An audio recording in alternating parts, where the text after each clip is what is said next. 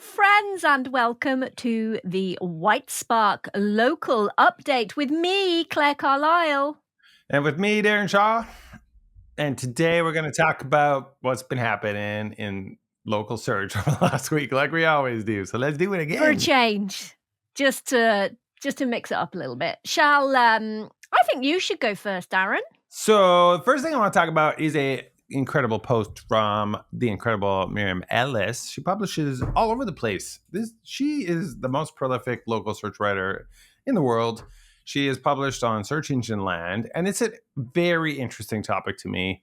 How to beat proximity and expand your radius. This is the problem. It's like, hey, I got a pest control company, but I only rank around 5 miles around my business. So everyone wants to know, how do I expand that radius and rank all over the world? So the way you do it, according to Miriam Ellis, is, I'll tell you the highlights, but you should read her post. She wrote an excellent post. Go and read it for the details, but give you the highlights. Number 1, build entity strength to influence rank. She talks about that and explains more about what that means. Obviously, get more reviews. And if you can get the reviews to mention specific aspects of the business, like location, menu items, services, that's helpful because it helps send those signals to Google. I think reviews are a pretty big one. And I also question if like reviews coming from those areas you want to expand to might help you rank better in there. I don't know if Google's doing that. It's a little speculation on my part. She says, earn unstructured citations, local blogs, sponsorships.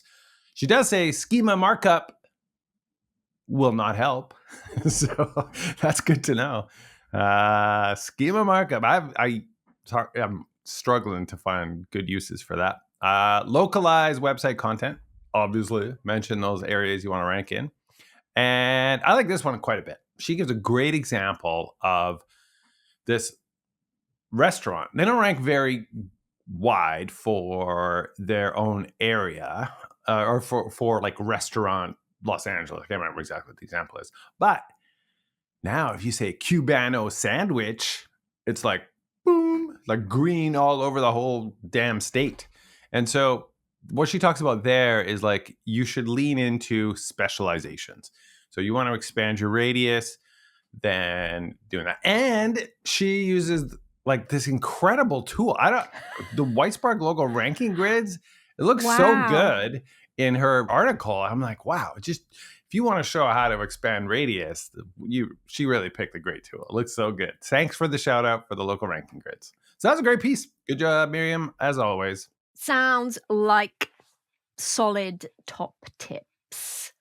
There is a little bug which you may or may not have seen, which is in the local finder. And I did see this myself the other day. I was searching for something, trying to take a screenshot of something for something. And I found that it was just giving me the first page in the local finder. And then when I clickety-clicked, go to the second page, there were no results found. So if you are seeing that, do not worry. It is not your broken computer. It is actually a little buggy thing. Other people are seeing it, and hopefully it will get fixed soon, because at the moment you can't see beyond that first page. What do they say? Do not adjust your TV set. Don't do that. Don't start pressing lots of buttons. Yeah. What does Mike Blumenthal say? Does he say go off, have a beer or non-alcoholic drink, and then come back? Take 2 beers and come back tomorrow. Yeah. So doesn't have to be a beer, but take something and then come back. So this is interesting. I thought I would test this bug, and I like right now, I searched plumbers. And the bug is still present on my screen. So at the very bottom, you don't get the pagination. And if you click the arrow, it just says no more results. So you just get one page of local results. It does raise a question of whether or not it's a bug, or if they're like, we think this is the way to do it. And that, because I think Google's data might show that, people don't click past page 2 anyway. So I show them. That's an interesting idea. And also, if we think about the change Google made to crawlers for num equals 100, is it possible that they're doing this on purpose? Scary times. I hope not. But no one else is crazy about this search result. And I'll take some screenshots so we can include this into the video version of the podcast. 3 local sponsored results. I don't think I've ever seen 3 in a row in the local finder. So 1, 2, 3. The top 3 are all sponsored. Then you get the rest. And then there's like you click next Nothing. and it says, it looks like there are any more places matching this topic. So I don't know. I hope it's a bug, but it might not be. We will find out. What Stay is tuned. next, Darren? Yeah, just stay here holding your breath till we find the answer. I want to talk about a post that Sam Knight made on LinkedIn. I love Sam Knight.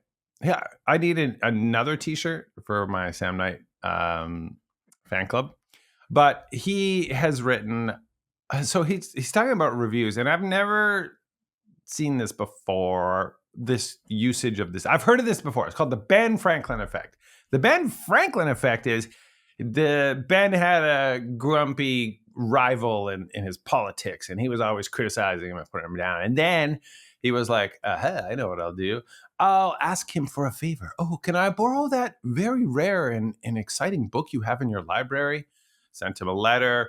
The dude lends him the book, and he's like, Ben is interested in rare books like me. And so, and after this, they became good friends. He sent him a nice note. Thank you very much. And so all of the hostility stopped. And so the theory, the psychological effect here is, it's like when you do a favor for someone, they're like, well, if I've done this for that person, I must like that person. So it's like, it like tricks their brain into liking him. So if you have an enemy, then you can just ask them for a favor.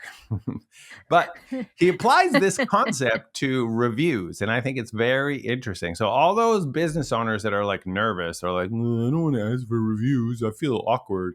In those cases, you should think of the Ben Franklin effect, because there are 2 huge benefits. If you ask that person for a review, number 1, you're going to get a review. Sweet. Everyone wants some more reviews.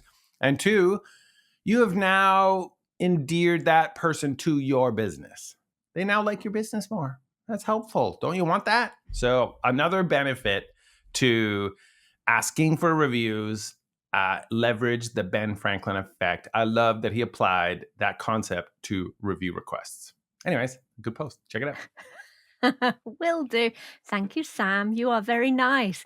We like you very much.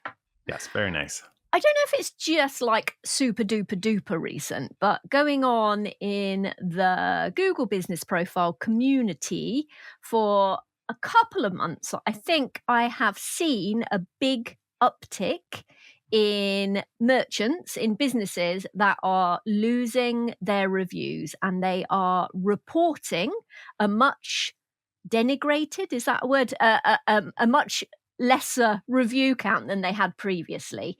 And now that can often happen if you have had a suspension, and then sometimes it can take a little while for your reviews to kick back in.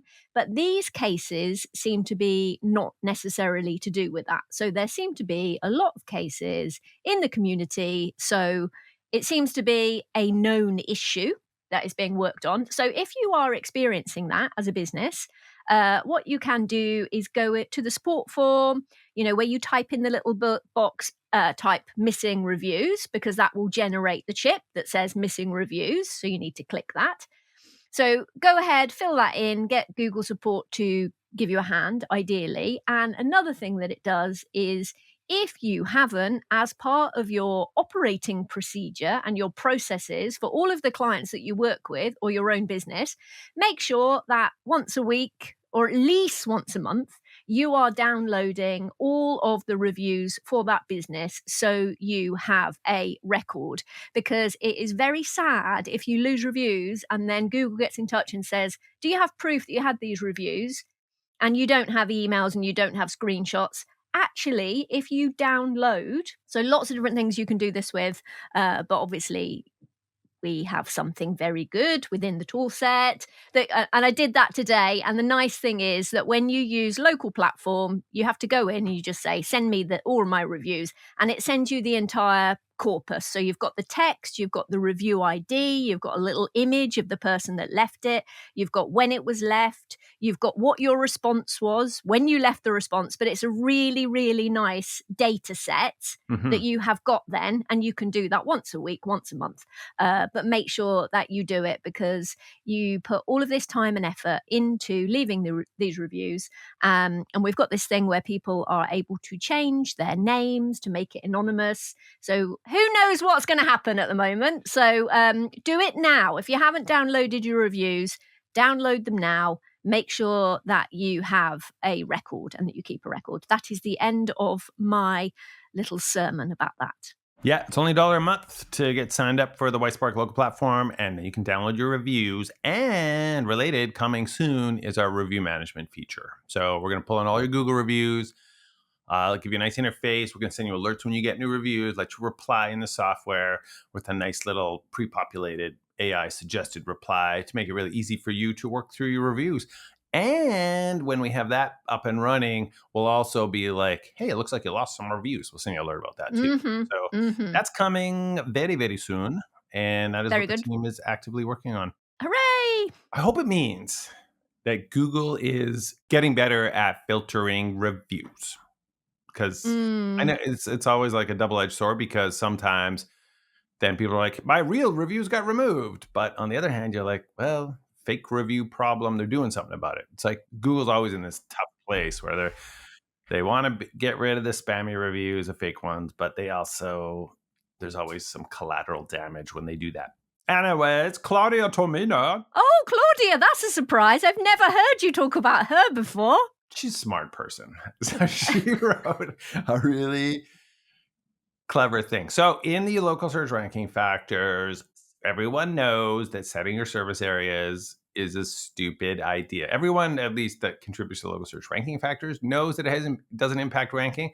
All the local SEO hustle bros on TikTok still tell everyone, oh, you want to rank across the whole state? There's a secret area in Google where you can set service areas. Oh my God. Nobody knows the secret trick of Google. So they'll make these videos. But the reality is that setting your service areas has no impact. And so, yeah, we've tested it. We've tried. No impact. Okay.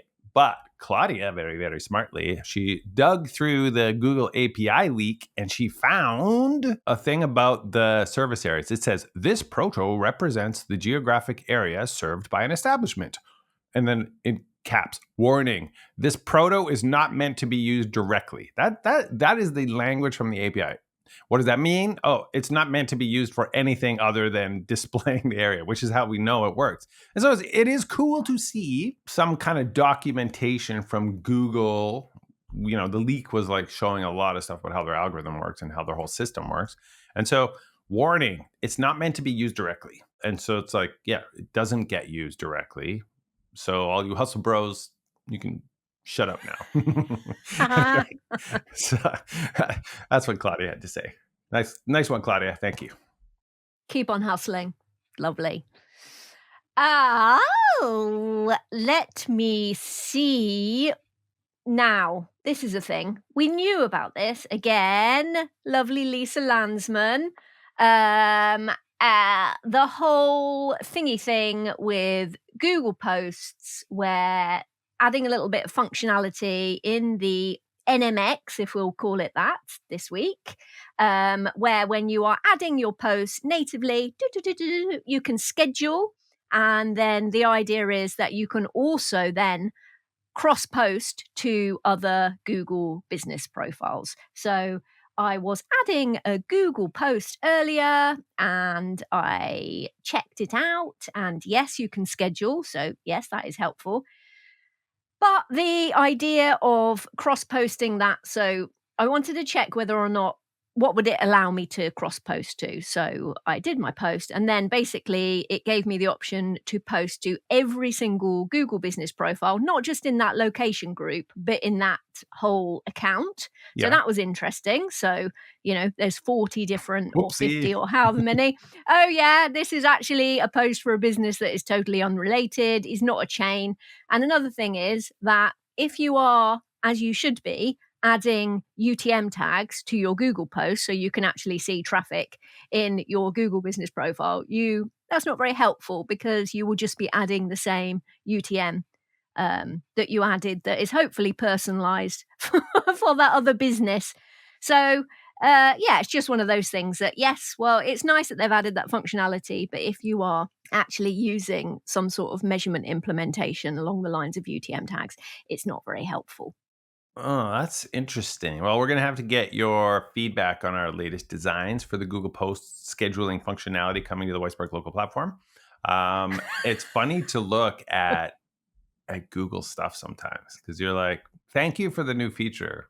But it's like, could have tried a bit harder. Well, I guess that the idea is that they very much cater for the small business. Yeah. And for a small business, they probably wouldn't be implementing UTM tags. But then this whole idea that, well, if you're catering for a small business, but you're adding functionality to make it multi-location.